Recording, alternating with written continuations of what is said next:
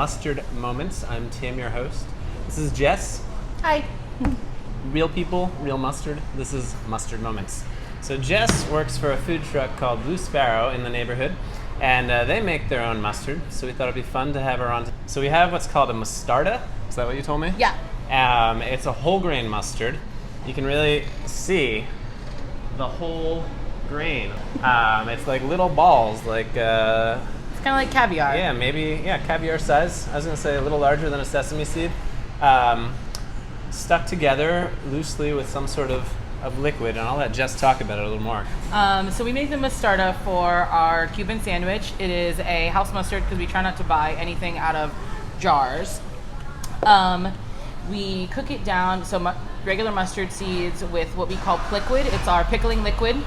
That cooks for about 30 minutes. It's 2-to-1 liquid to mustard seeds, and we cook it down for 30 minutes. Normally when you cook mustard, it has to cook for a couple hours to get soft so you can blend it. Right. But we cook it to be almost like popping, so it pops like caviar. But let's give it a try. So how much of this mustard do you make as an operation? Like, how quickly do you go through it? So the Cuban is brand new to our to the truck, so we just started making it. So in the beginning we would make like a quart, we would make a pint, and every week we would run out. So this past round we made 3 gallons of mustard. Okay. And in about a week and a half we're out. So wow. Is this the only mustard that you that is offer? the only mustard that we offer. So this is like the golden condiment. It's really unique, the texture. If you've never had a whole grain mustard, it's hard to describe.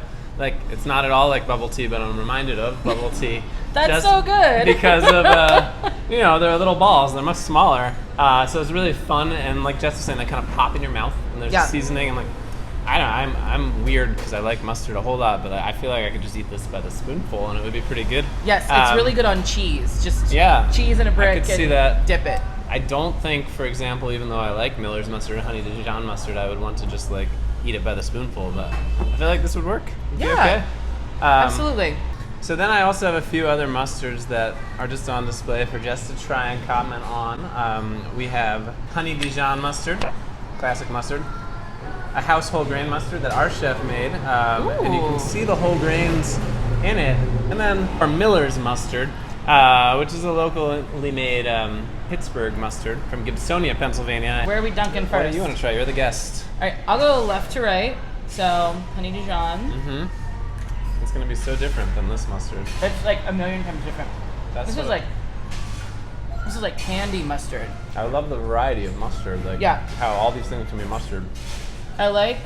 This reminds me of like Annie Ann's pretzels mustard. Mm-hmm. Like I want like a huge soft pretzel to like dip a big chunk of that in. Mm-hmm. I like how the Dijon in it is like it bites at you a little bit, but it's not. That was gonna be my comment. The Dijon you can really taste compared to other honey mustards I've had.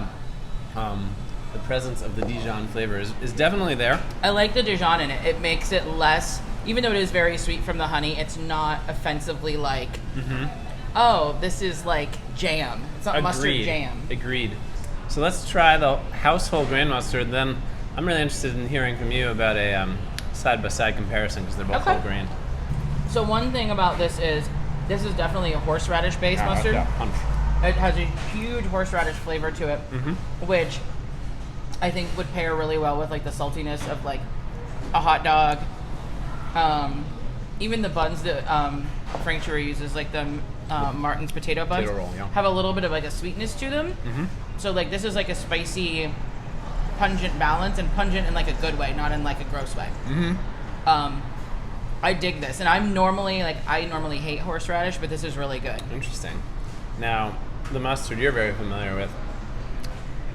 I don't think I can do it, but I'm going to challenge you. Can you, like, in words, describe the textural difference between eating these two things? Like, this is definitely, to put it in like layman's terms, this is like pasty. It's like mustard that you would like squeeze out of a bottle. Spreadable. It's spreadable, like it's sandwich mustard. This is definitely like whole grain. You would almost want to. If I didn't know what this was for, I want to mix it with mayonnaise and make like some sort of like bougie fancy sauce with it.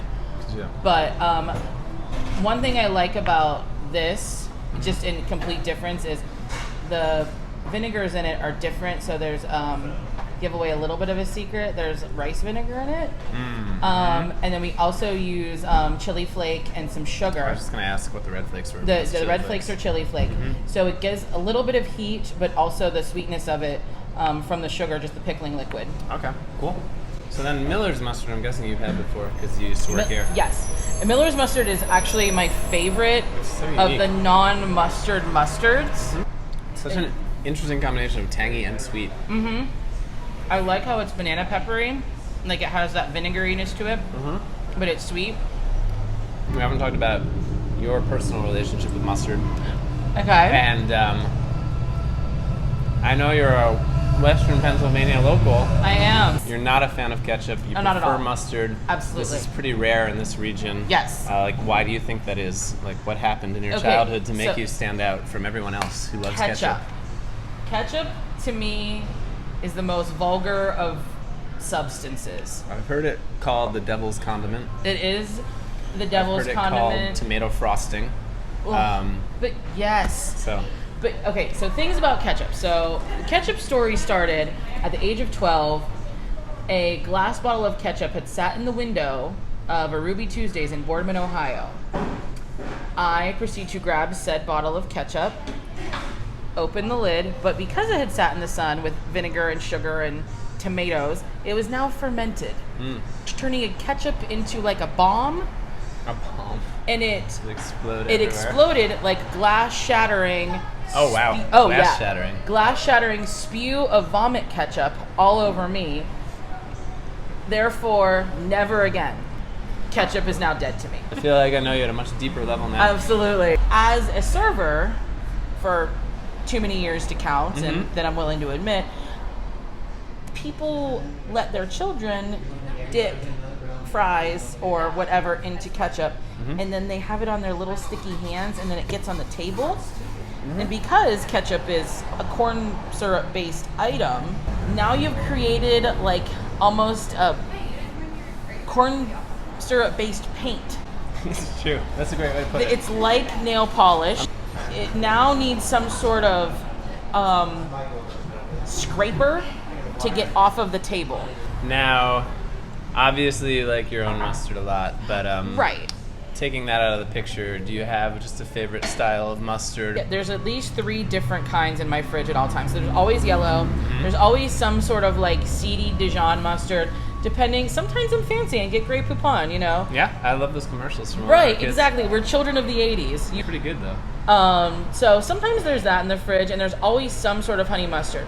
I also enjoy things in small amounts. So if it comes in a tiny jar, I'm more excited about it than if it comes in like a Restaurant Depot. And mustards often come in tiny jars. Right, little tiny jars of like colorful mustards and things. Those are perfect for a tiny spoon. They're fun, yeah. They're fun. It's like a holiday. I think one of the things that has turned me off to ketchup over the years is working in the restaurant industry, specifically. You're gonna say the in the thing. hot dog industry. It's that big bladder of ketchup. ketchup. I get this like 4-gallon thing of ketchup. We'll go through like a gallon in an hour, and it's kind of revolting.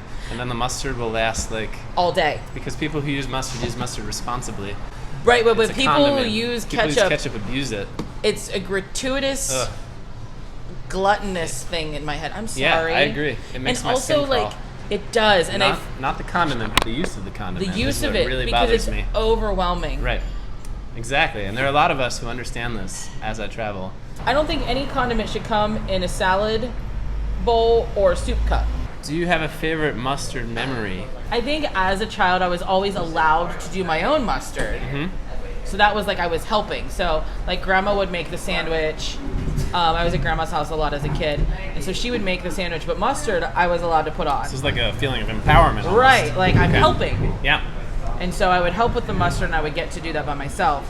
But in other stuff was like, no, don't touch that. Yeah. So I think like just being allowed to like add my own condiments was like you're a grown up now. You can do that yourself. That's a great answer. And then last but not least, your mustard tattoo or tattoos.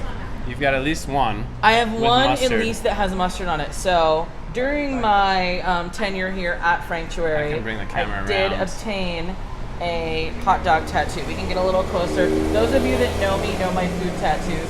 So I have a hot dog tattoo. And during the consultation of hot dog tattooing was, what should this hot dog be wearing? And I was like, mustard. Ketchup has no place on a hot dog. Or your body. Or your body. That got weird, but true.